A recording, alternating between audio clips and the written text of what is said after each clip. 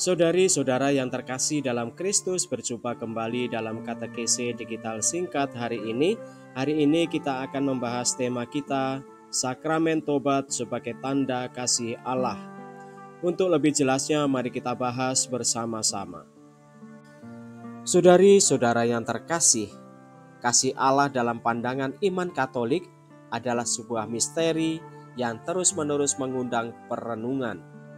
Allah tidak hanya menciptakan manusia, tetapi juga mencurahkan kasih-Nya yang tanpa batas melalui pengorbanan Yesus Kristus.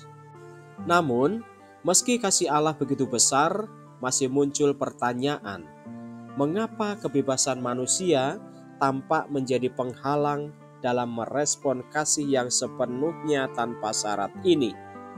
Apakah dengan kasih Allah yang tak terbatas, umat beragama Katolik tidak membutuhkan sakramen tobat? Kasih Allah yang tak terbatas. Kasih Allah sebagaimana tercermin dalam inkarnasi Yesus adalah puncak pemberian diri Allah kepada manusia. Inkarnasi ini tidak sekadar simbol, melainkan tindakan nyata dari kenosis, pengosongan diri Allah yang mengesampingkan kemuliaannya demi kehidupan manusia. Rasul Paulus menekankan dalam kitab Filipi bahwa Yesus mengambil rupa seorang hamba dan menjadi sama dengan manusia. Tindakan ini menunjukkan bahwa kasih Allah itu tidak terbatas dan tidak dibatasi oleh ruang atau waktu. Dalam Injil Yohanes bab 3 ayat 16 tertulis bahwa kasih Allah kepada dunia begitu besar sehingga Dia memberikan anaknya agar setiap orang yang percaya tidak binasa, melainkan beroleh hidup kekal. Inilah bukti bahwa kasih Allah tidak hanya melibatkan perasaan, tetapi juga tindakan konkret yang memanggil manusia menuju keselamatan. Sakramen sebagai tanda kasih Allah. Bagi umat Katolik, kasih Allah diwujudkan dalam bentuk sakramen. Sakramen yang paling awal kita terima adalah sakramen baptis. Baptisan merupakan pintu masuk ke dalam kehidupan baru bersama Kristus, menyatukan manusia dalam peristiwa kematian dan kebangkitannya. Pembaptisan juga menyucikan dari dosa asal dan mengajak manusia untuk memperbaharui kehidupan mereka. Namun, sekalipun telah dibaptis, umat Katolik diundang untuk menyadari bahwa kebebasan mereka masih bisa membawa mereka kepada dosa. Karena itu, sakramen tobat diberikan untuk mengembalikan relasi yang terputus akibat dosa. Pengakuan dosa ini adalah momen di mana manusia dengan kesadaran penuh berbalik kepada Allah, memohon pengampunannya dan memperbaharui hubungan mereka yang mungkin telah goyah. Melalui tobat, Allah memperlihatkan kasih-Nya yang tak terbatas dengan mengampuni dan menerima mereka kembali. Kebebasan manusia sebagai anugerah dan tantangan. Dalam iman Katolik, kebebasan manusia dipandang sebagai kemampuan mendasar untuk bertindak atau tidak bertindak sesuai kehendaknya. Katekismus Gereja Katolik menyatakan bahwa kebebasan ini berakar pada akal budi dan kehendak yang diciptakan Allah. Manusia diberi kehendak bebas yang bisa menjadi sumber kebaikan atau keburukan tergantung pada bagaimana mereka menggunakannya. Artinya, dalam hal kebebasan ini, manusia memiliki kemampuan untuk memilih apakah akan mengikuti perintah Allah atau menolaknya. Namun, kebebasan yang diberikan ini bisa membawa manusia ke dalam dosa jika tidak digunakan dengan bijak. Dosa sendiri sebagaimana didefinisikan dalam kitab Kejadian adalah perlawanan atau penolakan terhadap perintah Allah. Ketika manusia berdosa, mereka memutuskan relasi dengan Allah, suatu keputusan yang berasal dari kebebasan yang seharusnya membawa mereka lebih dekat kepada Allah. Kasih Allah dan tantangan kebebasan. Kasih Allah yang tak terbatas bukanlah paksaan, melainkan undangan untuk masuk dalam relasi yang mendalam dengannya. Allah dengan segala kuasanya tidak pernah memaksa manusia untuk memilihnya. Ini adalah bagian dari kebebasan manusia. Seperti yang ditulis dalam Yohanes bab 3 ayat 16, kasih Allah memberikan manusia kesempatan untuk beroleh hidup kekal. Tetapi untuk mencapai ini, manusia harus dengan bebas menanggapi undangan Allah tersebut. Kebebasan manusia memiliki konsekuensi yang mendalam, terutama dalam konteks dosa. Dosa adalah bentuk kebebasan yang disalahgunakan ketika manusia lebih memilih jalan yang menjauhkan mereka dari Allah. Maka, meskipun kasih Allah tetap tak terbatas, seringkali kebebasan manusia menjadi penghalang untuk merespon kasih ini secara penuh. Sakramen tobat sebagai pemulihan hubungan. Pertanyaan yang mungkin muncul adalah, jika kasih Allah tak terbatas, mengapa sakramen tobat tetap diperlukan? Jawabannya ada pada sifat kebebasan manusia yang rapuh dan kerap kali membawa mereka kembali kepada dosa. Sakramen tobat hadir sebagai tanda nyata kasih Allah yang mengampuni, memanggil manusia kembali kepadanya setiap kali mereka menyadari bahwa pilihan bebas mereka menjauhkan mereka dari kasih ilahi.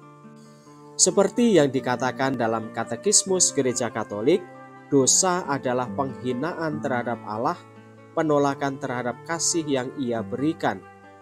Sakramen tobat adalah momen rekonsiliasi, di mana manusia diundang untuk menyesal dan kembali bersatu dengan Allah. Melalui tobat, manusia dibantu untuk memperbaiki kesalahan, dan Allah menunjukkan bahwa kasih-Nya tidak terbatas hanya pada mereka yang tidak pernah berdosa, tetapi kepada semua orang yang meskipun berdosa ingin kembali kepadanya. Kasih tak terbatas yang membuka jalan kembali. Kasih Allah adalah anugerah yang tidak mengenal batas, namun dalam kebebasan yang juga Ia anugerahkan kepada manusia, ada kemungkinan untuk menolak kasih ini. Kasih Allah tetap tak terbatas, namun manusia bisa memilih untuk menutup diri terhadap kasih tersebut.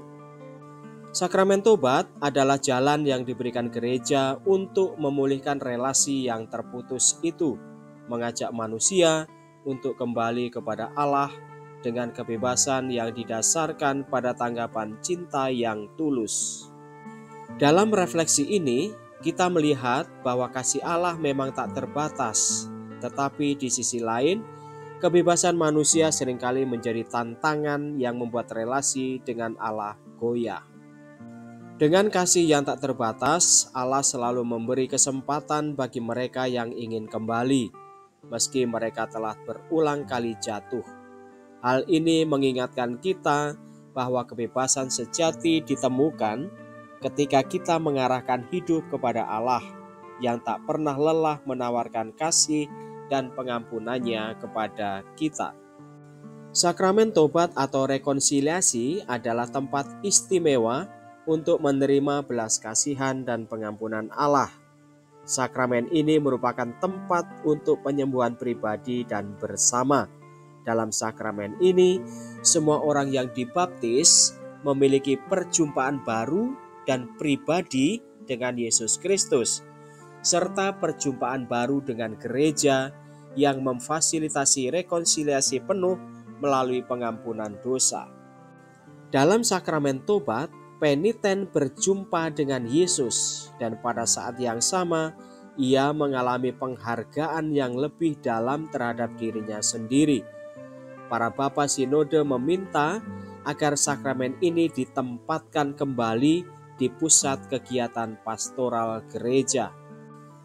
Memang benar bahwa banyak umat Katolik tidak lagi pergi ke pengakuan dosa atau hampir tidak pernah pergi. dan mereka yang datang ke sakramen pengakuan dosa semakin sedikit daripada sebelumnya. Yesus Kristus adalah pusat rencana penyelamatan Bapa berupa rekonsiliasi dan belas kasihan. Yesus memulai pekerjaannya di bumi dengan memberitakan pertobatan dan berkata, "Jauhilah dosa dan percayalah kepada Injil." Yesus menyambut orang-orang berdosa dan mendamaikan mereka dengan Bapa. Di atas segalanya, Yesus mati di kayu salib untuk dosa-dosa kita dan bangkit kembali untuk pembenaran kita. Pada malam sebelum sengsara dan wafatnya, Ia menetapkan Ekaristi sebagai sakramen perjanjian baru dalam darah-Nya untuk pengampunan dosa. Setelah kebangkitannya, Tuhan yang bangkit mengirimkan Roh Kudus kepada para rasul, memberi mereka kuasa untuk mengampuni atau menahan dosa, dan mengutus mereka kepada semua orang untuk memberitakan pertobatan dan pengampunan dosa dalam nama-Nya. Dan sejak awal, gereja tidak pernah gagal untuk memanggil manusia dari dosa menuju pertobatan dan melalui perayaan tobat untuk menunjukkan kemenangan Kristus atas dosa. Dan lebih jauh lagi, Yesus Kristus menetapkan bagi gerejanya sakramen tobat dengan memberikan kepada para rasul-Nya dan para penerus mereka kuasa untuk mengampuni dosa. Dengan cara ini, melalui sakramen tobat, para anggota gereja yang jatuh ke dalam dosa setelah pembaptisan dapat didamaikan dengan Allah dan diperbaharui dalam kasih karunia. Demikianlah saudari-saudara pembahasan kita tentang sakramen tobat sebagai tanda kasih Allah. Semoga membantu menambah wawasan iman kita. Salam.